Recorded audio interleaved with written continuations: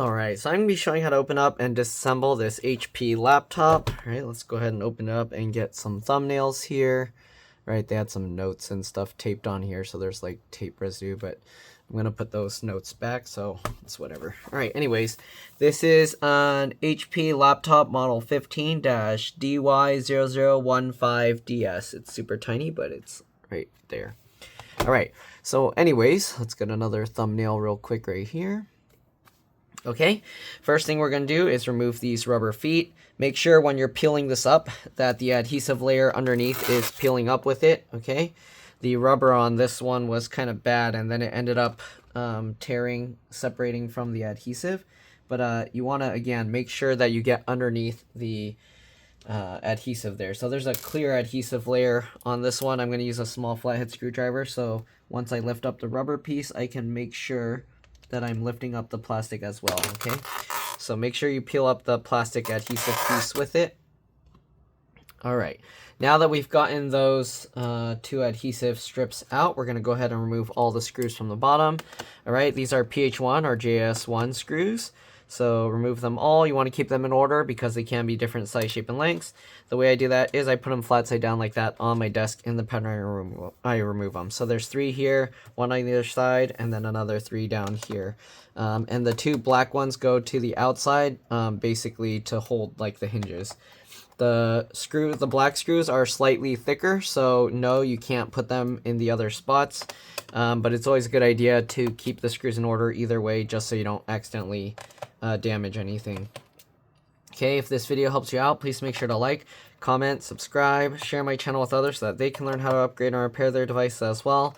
And if it helps you save a bunch of money, please consider contributing a little to the channel. Every little bit helps and allows me to continue making these videos for a living. Alright, if you can't help out that way, it would help a lot if you could watch a few of my other videos and then like and comment on those as well, because that's what the algorithm likes to see.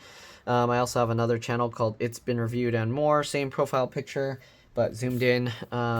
Basically all my review videos are there. They're also on this channel at the moment, but eventually they're only going to be on that channel. Okay, once you get all the screws out, we're going to go ahead and pop the bottom cover off. So the way I do that is I get my fingernails in the gap here between the palm rest and the base, and then you push on the back while pulling with your fingernails, okay? And we're actually, this laptop only had 4 gigs of RAM originally. I put in a 16 gig stick just to see if the computer would support it, and it does. It does take a while for it to boot up when you change the RAM, so keep that in mind. So technically right now I'm downgrading the computer, and the reason for that is RAM prices are crazy high right now, and the customer, like, when I looked at it, I said it doesn't make sense to pay for that much RAM when the processor is actually going to be a limiting factor here. So the RAM is more just to make up for the moving back and forth from the SSD to the RAM, okay? So if you don't know how computers work, oh, this clip back here is kind of stuck. You got to wiggle this a little and pull on it, and there we go. So there's the bottom cover. So the way computers work, everything is stored on the hard drive or SSD, which in this case, I'm not pulling this up because then all the thermal paste and thermal pads will need to be redone or make sure it's not messed up. But there is an M.2 PCIe NVMe SSD underneath this metal plate here.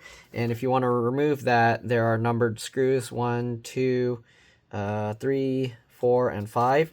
So you have to remove those 5 screws, then you can take this metal plate up. There's most likely going to be thermal paste here. I think that's for the CPU. And yeah, all right, so keep that in mind. All right, you got a connector here that goes to the main board to the 2 USB 3.0 ports here. You got the charge port here. If you want to remove that to replace, there's 3 more screws holding the hinge. You'll have to lift the hinge up, then you can pull the charge port up. And sadly, it all connects underneath this metal plate. Again, I'm not taking that out because, yeah, I don't want to have to redo all the thermal paste and everything for them. This is a very budget level computer. The processor is so low powered that it doesn't even have a fan to cool it. Okay, you have this connector here, which I'm pretty sure is the LCD LVDS connector, flip latch here. Don't mess with this unless you disconnect the battery first, and then press and hold the power button for at least 15 seconds, all right? So this connector is not part of the battery, so you can actually disconnect this. You can actually leave this all connected here. and the battery is just here. It's a standard HT03XL, very common HP battery. When you remove all the screws, so there's 1, 2, 3, 4, 5. There's only 5 screws here, okay? They don't do anything with these holes, so don't put screws in there. You'll damage the area below it. Once you remove all those screws, you just go underneath this and pull it up, and that will remove it from the slot. These are just metal like slots like this, and the battery just smushes on top of it. Okay, this is the keyboard backlight connector, flip latch here, keyboard connector, flip latch here. Once you flip those latches, you can pull these kinds of cables out. Touchpad, trackpad connector here with the flip latch on this side. You got the SD card slot, it looks like, and a 3.5mm headphone or headset jack here. Flip latch on this side and flip latch on this side if you want to remove that. There's an extra connector here, but it's not labeled, so I don't know what it's for. But it looks like maybe a, maybe a 2.5-inch SATA hard drive or SSD can fit in here. Yeah, it might be possible if you have like a hard drive to SATA cable, but I don't know. That it just looks like that's what that gap is for. All right, here's the RAM. The original RAM, let me show you what was in there. The original RAM was this, I put in this box, but it's a 4 gig stick here, okay? PC4 3200AA RAM, okay? So we just gotta pull these 2 tabs to the side, and that's how you pop the stick of RAM out. This is what I put in there, 16 gig, but yeah, we're not leaving that in there because it doesn't make sense to put nearly $100 of RAM. Well, now it's $100. It used to be cheaper before all the tariff stuff, but it doesn't make sense to put that into this because the processor's gonna just kind of hold it back. All right, anyways, what we got to replace it with is this 8 gig stick, PC4 2666V, okay? So we're just gonna slot this in. For some reason, they designed this so the RAM stick goes upside down. Normally I see it where this is face up, but I don't know. This one's designed so this goes upside down, all right?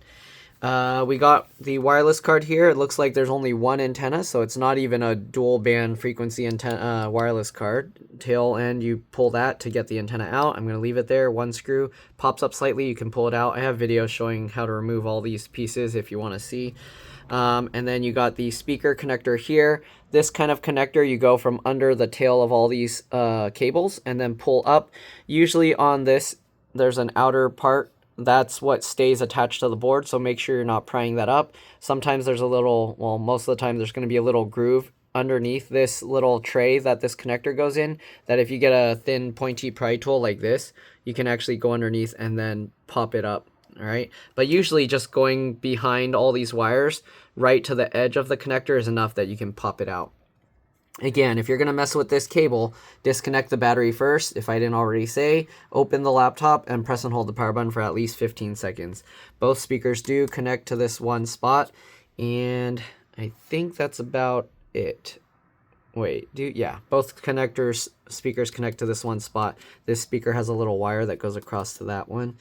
And yeah, I think that's it. So that's the RAM upgraded or replaced.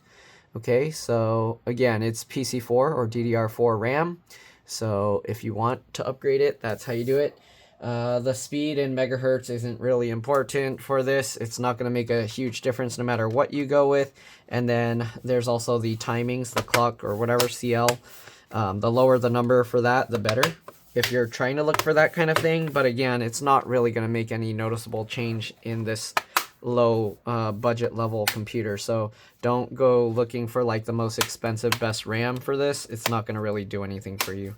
Okay, if you're low on RAM and your computer's constantly like working to basically access the hard drive, so the way you know that your RAM is really low is if you open the task manager and you see your hard disk or the SSD, whatever, and the RAM is like high usage. If you go to the performance tab, that's how you know that your RAM is not enough and it's constantly going back and forth to the hard drive and the or the SSD and the RAM. But yeah, anyways, if you don't have enough RAM, it actually hurts the SSD because the SSD only has so many read-write cycles. So if it read-writes too much, it'll actually eventually cause the SSD to lock its what do you call the bits or whatever. I forget what the proper term is. You can get mad at me for not remembering, but anyways, yeah, if you don't, it gets locked in like a read-only state, and sometimes the computers can't even read it. You'd have to use like a special program to read it, so keep that in mind. Even if it's not running super slow, you kind of want to have enough RAM that it's not constantly going back and forth to the SSD to access stuff that's already in the RAM. And if I didn't already mention, again, the way the RAM works is the hard drive or the SSD stores everything, and when you start the computer, it actually moves things that it needs to run to the RAM, and things actually run from the RAM. The reason being is if your computer crashes, you don't want to have permanent changes that are like in the middle that haven't been saved properly. So the RAM basically prevents that. It's not 100% foolproof. That's why sometimes if you force shut off or your computer loses power, it can be stuck with some issues. And the reason for that is because if your computer is in the middle of reading the hard drive or the SSD or writing to it or something, and then it shuts off, that's when it has problems. So actually the thing that scares me the most with people using laptops and things is usually when they shut down the computer, that's when they slam the lid closed and then carry it around, and it's still in the middle of shutting down. And that's the easiest way to damage your hard drives. Not SSDs. SSDs don't have that issue, but it's always better to make sure your computer turns off completely before you shut it and start carrying it around. The other thing is to make sure that your computer still has power. So if you were running it while it was plugged in and the battery's low, and then you do that, then again, there's a chance that it can be in the middle of shutting down, and then the battery will be lost, like run out of battery, and then you'll end up with messed up stuff on the hard drive and SSD, which can cause problems. All right, anyways, we're gonna power this on. I do see the keyboard lighting up.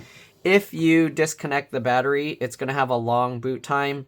If you change the RAM, it's going to usually have a long boot time. So give it some time the first time you press the power button. I don't know if you can see in the camera, but the keyboard is lit up. It's going to take a while because it's detecting the new memory, and there you go. Okay, so yeah, it's to be expected that it will take a while for it to start up the initial time. And that's pretty much it. I do recommend that you restart the computer one time once it boots up, like normal restart. Click the power button and then it will ask you start, sleep, shut down, restart. Make sure you click restart there because turning off the computer and turning it back on is not the same thing. Okay? So again, now that we have this open, click the power button and then click restart. That way it can actually make sure that all the system files are reset properly. Okay, again, that's pretty much it. Not much else to show here. Hopefully this video helped you guys out. Hopefully it helped you see what's inside this laptop to upgrade. Again, you can upgrade the SSD to a larger one if you want, or a faster one, but it's not going to make a huge difference speed-wise because of the processor. So keep that in mind. Your processor limited, not SSD or RAM speed limited. But if you use the computer and you open a few things and then it goes super laggy, double check in the task manager to see what process is actually using all the resources. You'll actually see if the processor CPU is hitting 100% all the time, then you know the CPU is the issue. If you see the disk is hitting 100% all the time in the performance tab, then the SSD or the hard drive is the issue. And if you see it on the memory that it's close to 100% all the time, then you want to replace or upgrade the RAM or memory.